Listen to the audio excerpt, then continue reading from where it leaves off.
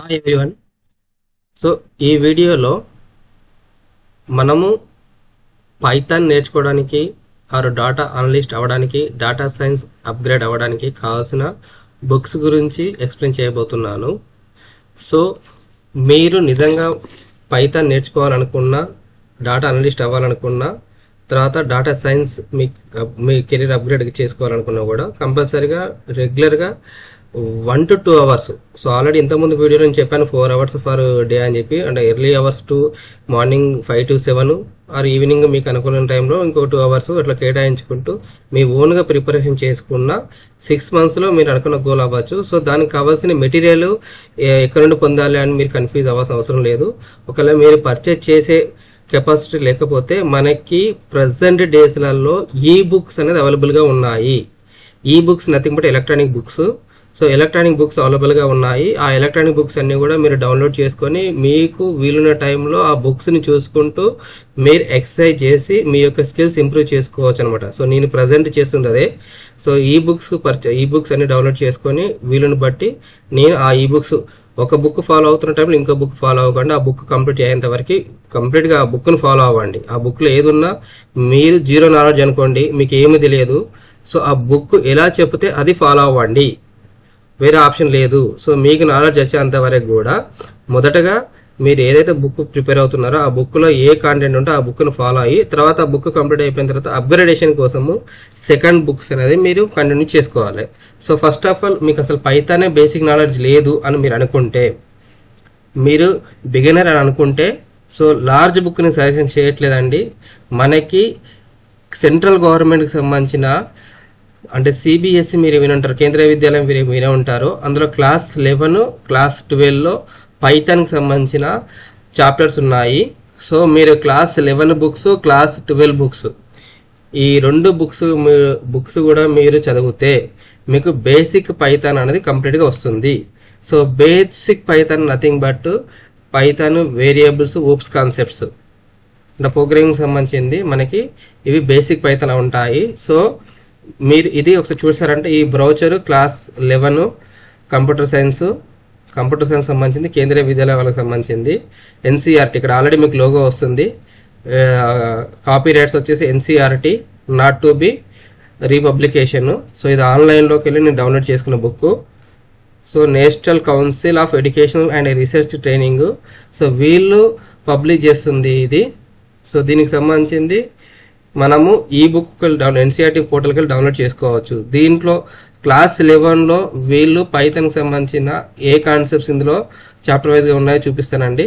So మీకు అసలు మొత్తానికి అసలు కంప్యూటర్ మీద కూడా అవగాహన లేదు అంటే పైథాన్ నేర్చుకోవడానికి, మీరు మీ కెరీర్ అప్గ్రేడ్ చేసుకోవడానికి మినిమం డిగ్రీ ఉంటే సరిపోతుంది ఇండియాలో జాబ్ రావాలంటే. సో ఏ డిగ్రీ అయినా కానివ్వండి, సో టెక్ రిలేటెడ్ అవసరం లేదు, నాన్ టెక్నికల్ రిలేటెడ్ అయినా కూడా మీరు మీ కోర్స్ని మీ యొక్క కెరీర్ని అప్గ్రేడ్ చేసుకోవచ్చు. సో చాప్టర్ 1 కంప్యూటర్ సిస్టమ్ గురించి ఎక్స్ప్లెయిన్ చేస్తుంది. అంటే మీకు బేసిక్స్ కంప్యూటర్స్ గురించి, అంటే కంప్యూటర్ సైన్స్ అంటే ఏంటిది, ఎవల్యూషన్ ఆఫ్ కంప్యూటర్స్ అంటే ఏంటిది, కంప్యూటర్ మెమరీ అంటే ఏంటిది, data transfer between memory and CPU అంటే ఏంటిది, మైక్రో ప్రాసెసర్ అంటే ఏంటిది, డేటా అండ్ ఇన్ఫర్మేషన్ అంటే సాఫ్ట్వేర్స్ అంటే ఏంటిది, ఆపరేటింగ్ సిస్టమ్ అంటే ఏంటిది, బేసిక్ ఇన్ఫర్మేషన్ అంతా కూడా చాప్టర్ 1లో ఉంటుంది. చాప్టర్ 2లో encoding schemes and number systems. So మనకి కంప్యూటర్ అంతా కూడా 0, 1s మీద బేసిస్ మీద వర్క్ అవుతుంది. సో నెంబర్ సిస్టమ్ సంబంధించింది, కన్వర్జేషన్ బిట్వీన్ నెంబర్ సిస్టమ్, వీటి గురించి చెప్తుంది. తర్వాత ప్రజెంట్ ట్రేడ్ అవుతున్న టెక్నిక్స్ ఏంటి అనేది చాప్టర్ 3 గురించి చాప్టర్ 3లో ఎక్స్ప్లెయిన్ చేస్తారు. ఎమర్జింగ్ ట్రేడింగ్స్ అని. సో ఇంట్రడక్షన్, ఆర్టిఫిషియల్ ఇంటెలిజెన్స్ ఏంటిది, బిగ్ డేటా అంటే ఏంటిది, ఇంటర్నెట్ ఆఫ్ థింగ్స్ అంటే ఏంటిది, క్లౌడ్ కంప్యూటింగ్ అంటే ఏంటిది, గ్రిడ్ కంప్యూటింగ్ అంటే ఏంటిది, బ్లాక్ చైన్స్ అంటే ఏంటిది, ఇవన్నీ కూడా ఒక నాలెడ్జ్. ఇప్పుడు ప్రజెంట్ జనరేషన్ అంతా కూడా మీకు తెలియదు అనుకుంటే కంప్యూటర్ సంబంధించింది ఈ కోర్సెస్ ద్వారా మీరు ఈ చాప్టర్ ద్వారా మీరు తెలుసుకోవచ్చు. తర్వాత ఇంట్రడక్షన్ టు ప్రాబ్లమ్ సాల్వింగ్, ఏ విధంగా మనం ప్రాబ్లమ్ సాల్వ్ అవ్వచ్చు అనేది ఇందులో introduction, step by problem solving, algorithms, representation of algorithms, flow of control, verifying algorithm, comparison of algorithms, ఇవన్నీ కూడా మనకి ఇందులో చాప్టర్ 4లో తెలియజేస్తుంది. తర్వాత కోడింగ్, డీకంపోజిషన్ కూడా ఇందులో వస్తుంది చాప్టర్ 4లో. ఇక 5th చాప్టర్ నుండి మనకి పైథాన్ స్టార్ట్ అవుతుందండి. సో మీరు బేసిక్స్ పైథాన్స్ మీద అవగాహన లేకపోతే మనకి ఈ బేసిక్ పైథాన్ సంబంధించింది ఈ book getting started with Python. So introduction to Python, Python keywords, identifiers, variables, comments, everything is an object, data types, operators, expressions, statements, input and output, type conversation, debugging, ఇవన్నీ కూడా top 5 మనకి chapter 5 లో explain చేయడం జరుగుతుంది. తర్వాత flow of control chapter 6 వచ్చేసి flow of control ఉంది. ఇందులో వచ్చేసి ఇంట్రడక్షన్, తర్వాత అంటే ఫ్లో ఆఫ్ కంట్రోల్ అంటే ఏంటిది, సెలెక్షన్స్ అంటే ఏంటిది, ఇండెన్షన్ అంటే ఏంటిది, రిపిటేషన్స్ అంటే ఏంటిది, బ్రేక్ అండ్ కంటిన్యూ స్టేట్మెంట్ అంటే ఏంటిది, నెస్టెడ్ లూప్స్ అంటే ఏంటిది, ఇవన్నీ చాప్టర్ 6 లో ఎక్స్ప్లెయిన్ చేయడం జరుగుతుంది. Chapter 7 functions, introduction, functions, user defined function, scope of variable, Python standard libraries, ఇవన్నీ చాప్టర్ 7 లో ఎక్స్ప్లెయిన్ చేయడం జరుగుతుంది. తర్వాత chapter 8 introduction, strings, string operations, traversing a string method and built in function, handling strings, ఇవన్నీ మనకు strings లో chapter 8 లో explain చేయడం జరుగుతుంది. తర్వాత chapter 9 list, introduction to list of operations, traversing a list method and built in function, nested list, copying list as argument to function, list manipulation. తర్వాత chapter 10 వచ్చేసి tuples and dictionaries, introduction to tuples, tuple operations, tuple methods and built in functions, tuple assessment, nested tuples, tuple handling, introduction to dictionaries and mutables, dictionaries operations, traversing a dictionary methods and built in functions, manipulating dictionaries, ఇవన్నీ chapter 10 చెప్తుంది. తర్వాత social impacts, present social impacts ఏ విధంగా ఉంది digital platform అనేది ఇందులో chapter 11 లో చెప్పడం జరుగుతుంది. Digital foot print, digital society and netizens, data protection, cyber crime, Indian information technology act గురించి, ఐటీ యాక్ట్ గురించి ఇందులో ఇవ్వడం జరుగుతుంది. ఇంపాక్ట్ అండ్ హెల్త్, ఇవన్నీ కూడా మనము క్లాస్ 11 మన కేంద్రీయ విద్యాలయం సిబిఎస్ఈ సిలబస్ క్లాస్ 11 లో ఈ చాప్టర్స్ అన్ని కూడా వస్తాయి. సో మీరు నిజంగా పైథాన్ మీద అవగాహన లేకపోతే బిగినర్స్ అయితే ఈ బుక్ ప్రిపేర్ అవ్వండి.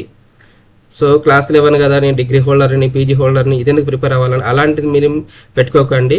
సో మనము ఎప్పుడు కానీ తెలియనప్పుడు కింది స్థాయి వాళ్ళ దగ్గర కూడా తెలుసుకోగలుగుతాం. ఇక్కడ మనకు తెలియంది ఏదైనా కూడా సో చిన్నగా స్టార్ట్ చేయాలి కాబట్టి క్లాస్ 11 అనేది so standard children's level age of 16 to 18 years వాళ్ళకి లెవెల్లో బుక్ ప్రిపేర్ చేస్తారు. సో మీరు 16 to 18 years అనుకోనే మీరు ఈ బుక్ ప్రిపేర్ స్టార్ట్ చేయండి. తర్వాత క్లాస్ 12కి సంబంధించిన దాంట్లో మనకి కాన్సెప్ట్స్ పెరుగుతాయి. ఇప్పుడు ఆల్రెడీ క్లాస్ 11 ఏంటంటే జస్ట్ బేసిక్స్ అని మాత్రమే, ఊప్స్ కాన్సెప్ట్ అందులోకి రాలేదు.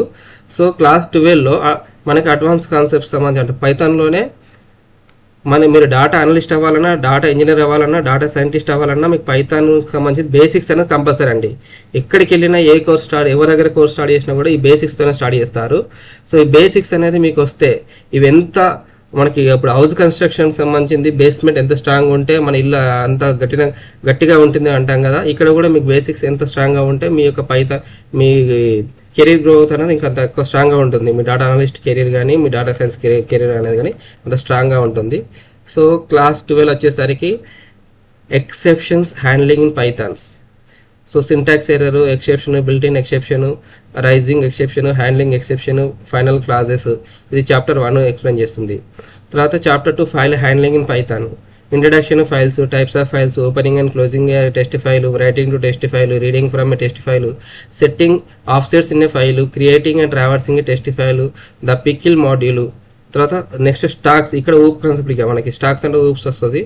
So introduction, stack, operation stack, implementation of stack in Python, notation for arithmetic operation, conversation from infix to postfix notation, evolution of postfix expression. తర్వాత queue, introduction in queue, operation in queue, implementation of queue using Python, introduction to DQ, implementation of DQ using Python. తర్వాత sorting, introduction, bubble sort, selection sort, insertion sort, time complexity algorithm.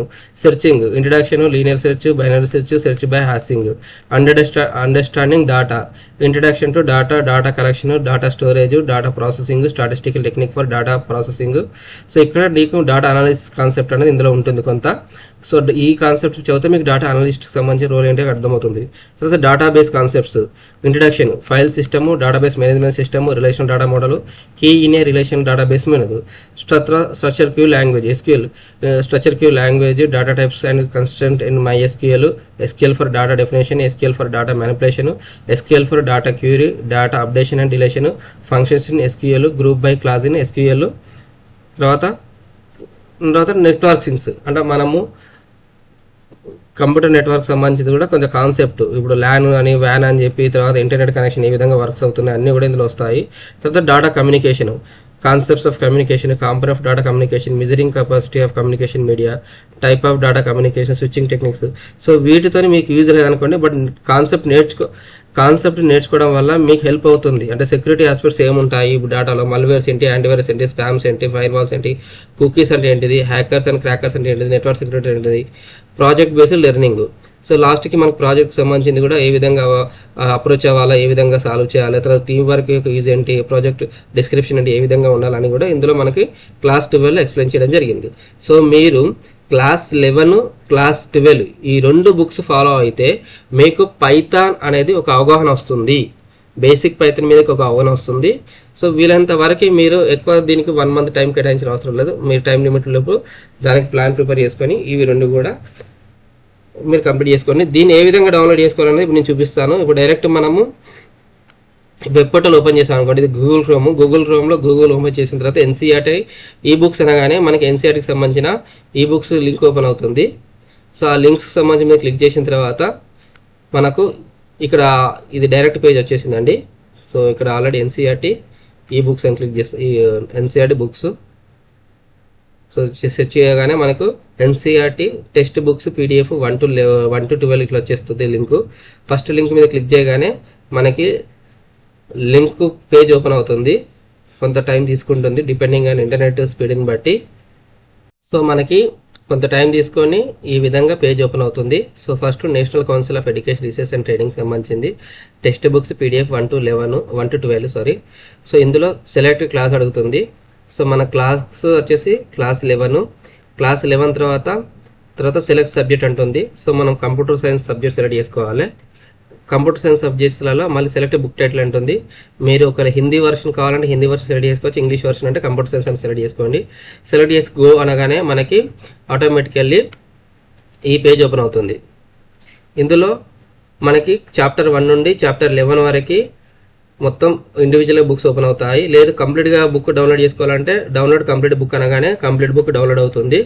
Download అయింది మీకు zip ఫార్మేట్లో ఉంటుంది. అది ఎక్కడ మీకు save అవుతుందో అక్కడికి వెళ్ళేసి దాన్ని అన్జిప్ చేసేసి మీరు డే వైజ్ చాప్టర్ వైజ్గా ఓపెన్ చేసి మీరు ప్రిపేర్ అవ్వచ్చు. ఇది క్లాస్ 11కి సంబంధించింది. అదే క్లాస్ 12 కూడా సేమ్ ప్రాసెస్ అండి. ఇందులో మనం క్లాస్ 12 అని సెలెక్ట్ చేసుకుంటాము. సో క్లాస్ 12 సెలెక్ట్ చేసుకొని సేమ్ ఇక్కడ కూడా కంప్యూటర్ సైన్స్ అయితే కంప్యూటర్ సైన్స్, ఇన్ఫర్మేటివ్ అయితే సెలెక్ట్ చేసుకొని గో అనగానే మన క్లాస్ 12 ఇంకో ఇది క్లాస్ 12కి సంబంధించిన బుక్స్ అండి, ఈ బుక్స్ ఇవన్నీ కూడా. సో మీరు చాప్టర్ వైజ్గా డౌన్లోడ్ చేసుకోవచ్చు, లేదంటే కంప్లీట్ బుక్ డౌన్లోడ్ చేసుకోవచ్చు. అది మీ ఎక్కడైతే ఫోల్డర్లో సేవ్ చేసుకుంటారో ఆ ఫోల్డర్లో సేవ్ అవుతుంది జిప్ ఫార్మాట్లో కంప్లీట్ బుక్ అంటే. సో దాన్ని అన్జిప్ చేసుకొని మీరు మీ యొక్క ప్రాక్టీస్ స్టార్ట్ చేసుకోవచ్చు అండి.